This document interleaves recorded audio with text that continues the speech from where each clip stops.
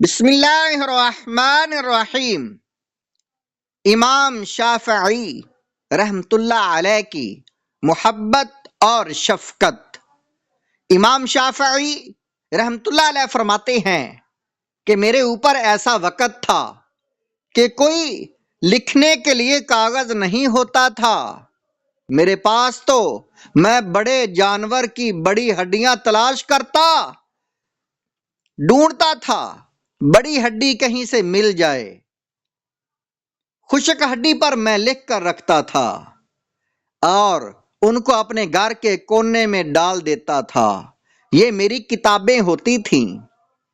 کوئی نہیں جانتا تھا کہ یہ بڑی ہڈیوں کو ڈھونڈنے والا بچہ آنے والے وقت میں امام شافعی رحمت اللہ علیہ بننے والا ہے۔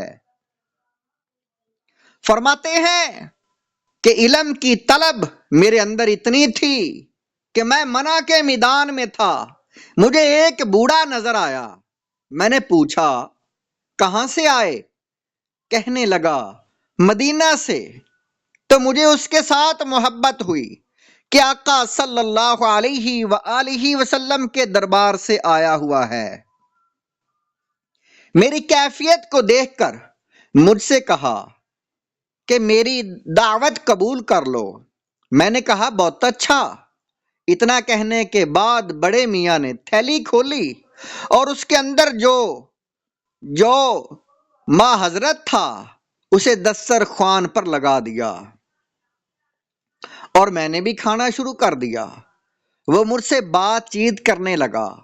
میں نے پوچھا بڑے میاں، سنا ہے کہ مدینہ میں امام مالک رحمت اللہ علیہ رہتے ہیں۔ اس نے کہا تمہیں ان سے ملنا ہے؟ میں نے کہا خواہش تو بڑی ہے، سفر کے وسائل نہیں ہیں میرے پاس۔ بہت لمبا سفر تھا۔ اس زمانے میں اونٹوں سے سفر کرتے تو 2 ہفتے لگا کرتے تھے اور پیدل مہینوں لگتے تھے۔ میں نے کہا کہ سفر کے وسائل نہیں۔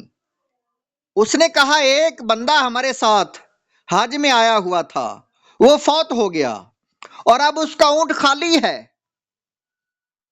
اگر تم چاہو تو یہ اونٹ جو کھڑا ہے اس کو لے جائیں گے۔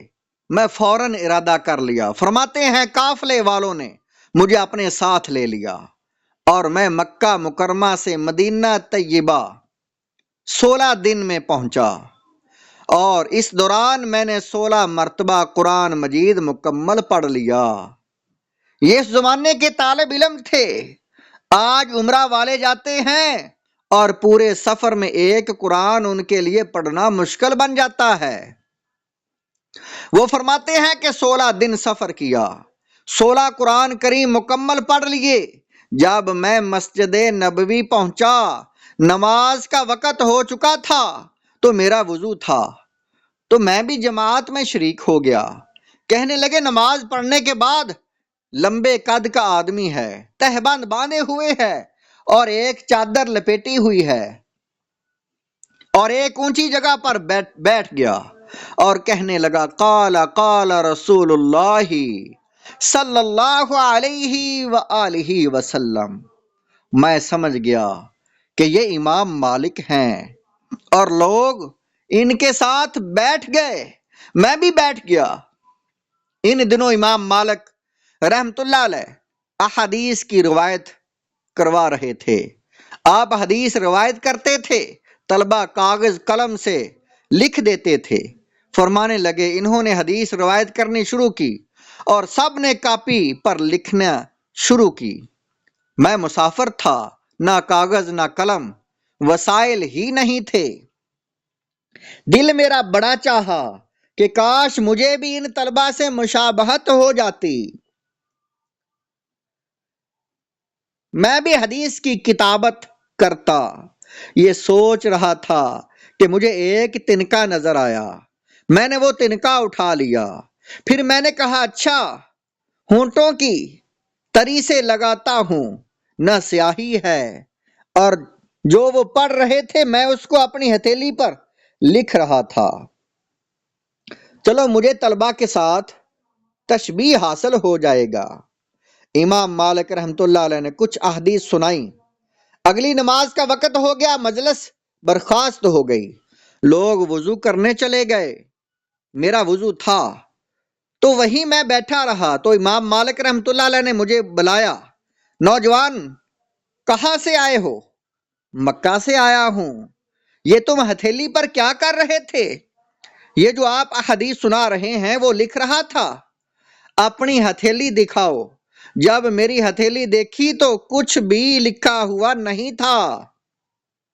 وہ کہنے لگے یہ تو حدیث پاک کی شان میں گستاخی ہے کہ تم اس طرح اپنے ہونٹوں کا لعاب لگا کے حدیث پاک لکھتے ہو، یہ تو مناسب نہیں ہے۔ میں نے کہا حضرت میں مسافر ہوں، نہ قلم ہے نہ کاغذ، میں آپ کا شاگردوں کے ساتھ تشبیہ حاصل کرنے کے لیے ایسا کر رہا تھا۔ حقیقت میں آپ جو پڑھا رہے تھے میں ان کو اپنے دل پر لکھ رہا تھا۔ کہتے ہیں کہ میرے اس جواب پر بڑے عجیب حیران ہو گئے۔ کہنے لگے اگر تم دل پر لکھ رہے تھے تو سناؤ۔ فرماتے ہیں کہ اس مجلس میں امام مالک رحمت اللہ علیہ نے 130 احادیث سنائی تھیں۔ میں نے تمام احادیث متن اور روایت کے ساتھ ان کو سنا دیں۔ یہ واقعہ تذکرہ اکابرین صفحہ نمبر 44 پر لکھا ہوا ہے۔